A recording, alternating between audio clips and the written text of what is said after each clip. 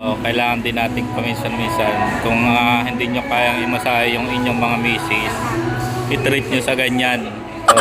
Food taste tayo. I-rate natin yung pagkain dito sa food court. Pinaka gustong gusto nila yan. Isa sa mga nagpapasaya sa kanila.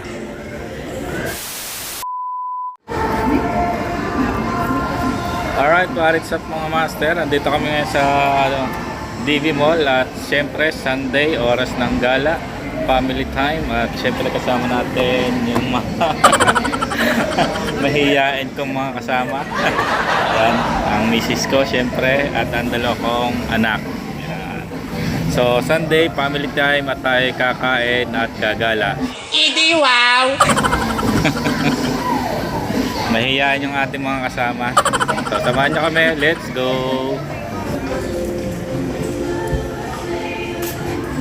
So alam niyo mga master, yung mga ganitong bagay, yung pag-grocery, pamimili ng mga konting anik-anik, yan yung isa sa mga nagpapasaya sa mga misis natin. Yung ipag-grocery mo sila ng twice or 3 times a month, ayos na yun. Sana all. So yeah, mga namimili sila ng anik-anik. Isa sa pinaka gustong gusto nila yan.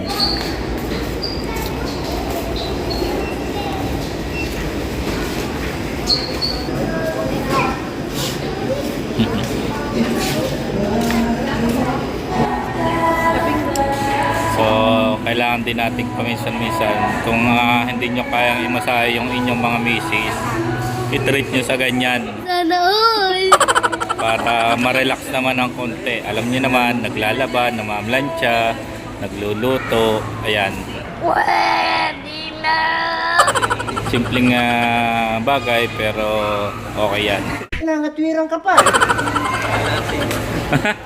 Ba't nataas yan?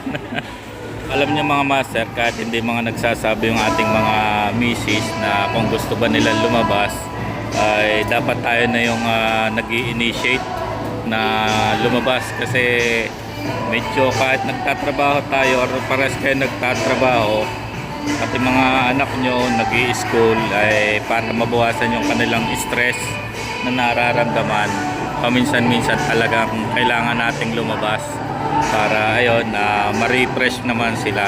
Parang may naamoy ako hindi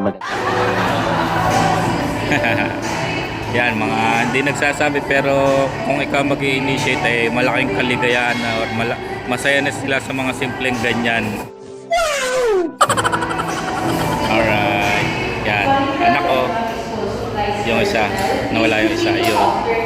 So food trip muna kami dito. So ayan, paminsan-minsan lumabas tayo, isama natin ang ating buong pamilya. Yan, kaway-kaway. Konting banding lang naman to. At ang kinakain nila ay chicken biryani. So ang amin, monster wings. So food taste tayo. I-rate natin yung pagkain dito sa food court. Food court ng garlic to. So tawag dito ay tender monster, 2 piraso. Sa kanya ay ano sa'yo? Alakarte? Duo wings. Kami? So i-rate natin yung pagkain nila.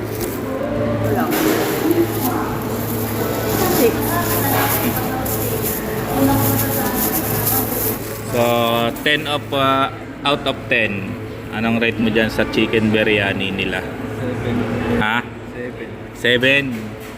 Ikaw mama? 6 lang. 6. Ito favorite niya to eh. So 9. Kaya binabalik-balikan. At ito i-rate natin.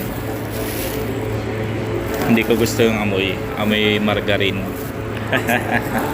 Amoy margarine na medyo parang amoy ng medyo mapapanis na. What?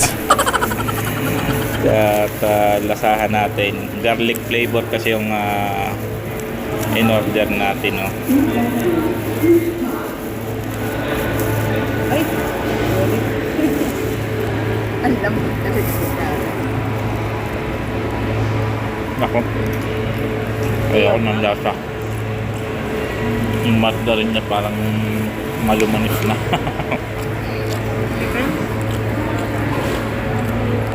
Ayun. Siguro 6 of 7. 6 o 7. Di ba? Iba lasa niya, no? Medyo maasim na, no? Yung margarine niya. So, worth, ano pala to? 80 pesos. Then yung kanila ay, magkano sa'yo, ma? 99. 99. So, dalawang 99 biryani at 99 din yan, eh. 99. 95. So, pwede na, pwede na. So, ayan, hanggang dito na lang mga master at sa mga mister dyan, ano? So, sana may nakuha kayong tip para mapasaya nyo yung mga misis natin. Let's go!